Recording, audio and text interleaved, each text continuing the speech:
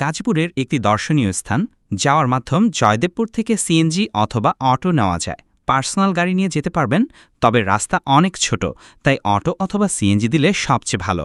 Bike হলে খুব সুন্দর, সহজে যাওয়া যায়। যাওয়ার পথেই গাজীপুরের গ্রাম বাংলার অপরূপ সৌন্দর্য চোখে পড়বে। গ্রামের আঁকাবাঁকা মেঠো পথ, চারপাশে সবুজ গাছপালা, রাস্তার দুধার দেখে নয়ন জুড়িয়ে যাওয়ার মতো একটা অবস্থা হবে। আর আমি গিয়েছিলাম, ঝিরিঝিরি বৃষ্টি ছিল, তাই দৃশ্যগুলো অনেক সুন্দর ছিল। আমরা একটি সিএনজি আপডাউন রিজার্ভ করে নিয়েছিলাম ৫০০ টাকা দিয়ে। আপডাউন করে নেওয়া ভালো, কারণ কীর্তিপথে অনেক সময় সিএনজি নাও পাওয়া যেতে পারে। বর্ষাকালে এর সৌন্দর্য বেড়ে যায় বহুগুণ। চারিদিকে জলরাশি যেন আকর্ষণ করে।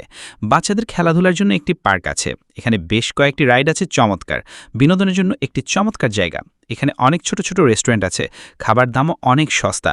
কেশরীতে ঢুকে একটি বটগাছ নজরে আসবে। বটগাছটি অনেক সুন্দর, যেমন দেখতে সুন্দর তেমনের পাতাগুলো অবিরত ঠান্ডা বাতাস প্রবাহিত করছে।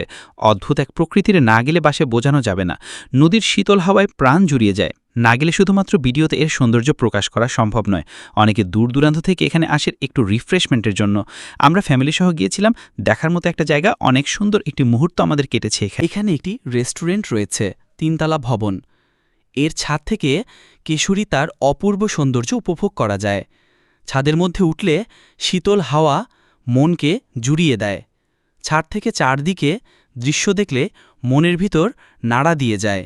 এত সুন্দর প্রকৃতি, এত সুন্দর নদী, এত সুন্দর বিল, অদ্ভুত এক প্রকৃতি। ছাদের মধ্যে বসার জায়গা রয়েছে, দোলনা রয়েছে। ছাদ থেকে পার্কটি ভালোভাবে দেখা যায়। বর্ষাকালে এখানে যাওয়ার উত্তম সময়। এর সম্পূর্ণ সৌন্দর্য উপভোগ করা যায়। সব মিলিয়ে চমৎকার একটি দর্শনীয় স্থান। মনে খারাপ থাকলে বেরিয়ে পড়ুন, অনেক ভালো লাগবে, মন ভালো হবে।